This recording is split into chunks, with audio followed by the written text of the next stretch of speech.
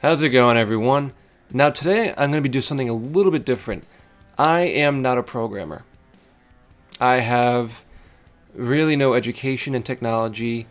I don't know any programming languages. I do have a background in tech. I just didn't go to school for it, and I never really delved into any programming.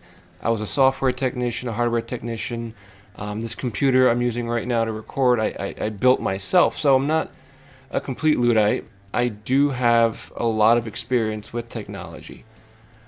But programming has always been something that I've never been able to grasp. I don't know why. It's just never been something that's been easy for me to get into. I know a lot of people say that. It's there's so many different shortcuts, there's so many different paths you can take in different programs and online tutorials. It becomes very overwhelming, and you get a lot of buyer's remorse, or at least I get that when I spend, a week or two on a certain project or a certain language, and I realize I might be better off doing something else with my time, and then I end up not doing anything at all. And so, what I'm going to do now is finally sit down and really dive into a language.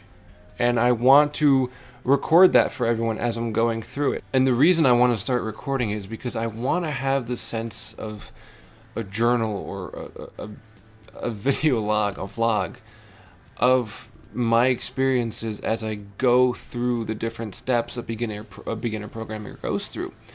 Because as someone doing it on my own, yeah, there's a lot of tutorials out there. There's Codecademy, there's Udemy, there's upskill courses, some tutorials which I'll link down below in the description so you can follow along with me. But there's never this sense of connection with a bigger community that you'd get if you go to a school for it, or if you have a job that does on-site training with these different languages. There's just a very large disconnect between someone sitting down and saying, I want to program, and someone actually being able to do it as their day-to-day job. It's not as simple as other fields where you can just pick up a textbook and go. I know people claim it is, but usually those people have a backing in tech already. They have a backing in math, they have a backing in computer science in some degree. Or they know lower level languages like HTML, they know lower level languages, and they can then build upon that, and they have a problem, and they use the language to fix that problem. So someone like me who I guess wants to just go into general development, whether that's software or web development, it's not as clear cut as it should be for other people. And I really want to be someone to clear that up and to just kind of push through and pull you with me so that you see what I go through, you can see the problems I face, and you can really relate to me and the things I do. And hopefully this is just a good resource for you so that you can look back and say, you know what, he did this and I liked it, so I'm going to follow what he did. I'm going to follow what Joe did, and I'm going to go towards that path and hopefully get to the same place he's in.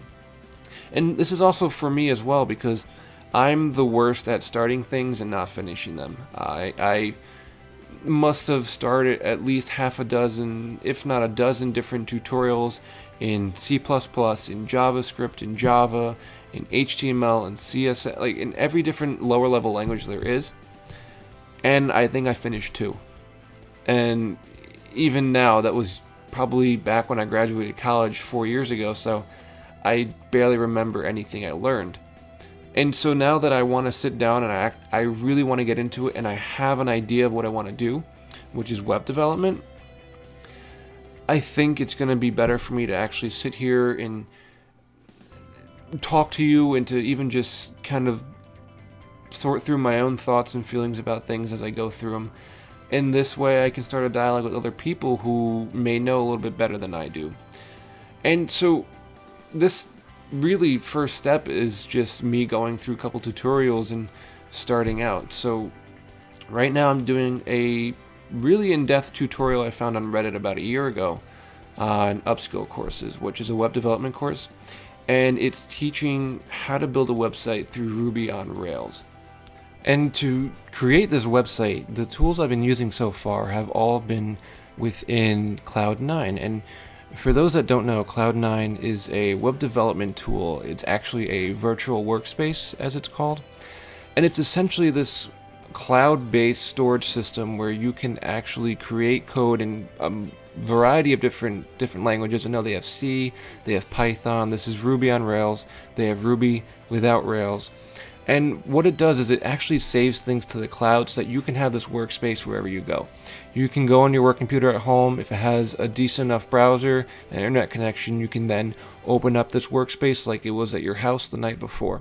It's an incredibly useful tool. I've been using it pretty much as my only tool. I don't really need anything else.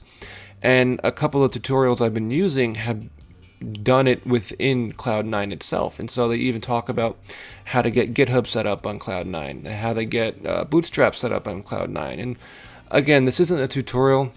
I don't really want to go into the details and explain all that stuff because I'm not going to do a good job of it. A lot of people are going to do better things. So this all looks very complicated, I understand. You're not going to be expected to know what this is. This is about, I'd say about 15 to 20 hours of tutorial. Not work, because anyone can really build this in about 20 minutes if they know what they're doing. But in terms of lectures and videos and playing around and messing with a couple of the tools in here, it's about 20 hours of work. And so let's take a look at what this is actually culminated into. So the actual end product of this tutorial series I'm following, which I'll put the link in the description, it's by Upskill Courses, is a social media website called DevMatch, which is ultimately to connect developers with each other for projects or to connect clients with other developers. In this way, it's not going to be a functional website as in that it's going to have actual members, but it would work as an actual website if I decided to make it go live, which is the whole goal of the entire tutorial. And everything you see in here was created from scratch. You have a number of different inputs and a number of different packages like Bootstrap, as I said, put in, but then those Bootstrap elements, I guess you can call them, were then added into the website manually. Everything was put together manually. You have an About page, a Contact Us page, a home page, as you saw before, and it's a functional website. It's running on the Cloud9 server right now, so it's not like you can really go onto this domain on your own, but those are later steps. And right now what you're looking at is a legitimate website with a legitimate amount of HTML and CSS in the background. If you take a look right here, and you can see that it's not much, but there is HTML. It's, like I said, it's based in Bootstrap, so a lot of this was brought in just by using the tools that Bootstrap has. And if you don't know what Bootstrap is, again, I'm probably not going to do the best at explaining it, but it's essentially this package you can upload to, or really just unpack onto your web page, and it gives you a lot of shortcuts and a lot of resources, and it makes it very uniform. A lot of different websites use Bootstrap. I think it's the most popular web package out there, and I'm using the wrong terminology because I want to really just use layman terms.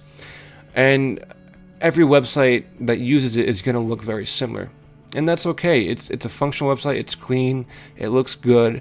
It's not groundbreaking, and you don't want groundbreaking your first project. You don't want to really go into something that's brand new that no one else has done because you're going to get lost. And so creating just a nice, clean, functional website and using Bootstrap and CSS and HTML and even some JavaScript, it's a good starting point, and that's what I've been doing.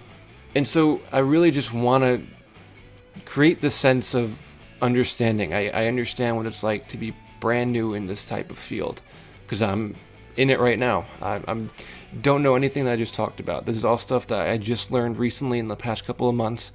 Like I said, I have no prior programming experience. I know a little bit of HTML, a little bit of CSS, but not even enough to create a functional website on my own. And so I want this to really just emulate what it's like to be a beginner, and to hope you guys follow along and you can help me and I'll help other viewers, and we'll get beginner programmers in here, because I just think there's not enough representation of new learners in the field. It feels like everyone knows what they're doing, and it also feels like a lot of people don't know how to explain what programming is to a brand new audience, and that's where I kind of want to be the middleman. So this is going to be an ongoing series. As I progress throughout these tutorials, as I start creating more projects, as I finish Deathmatch, you're going to be able to follow along with me. And you're going to hear my thoughts and see the work that I'm doing and the problems I'm facing.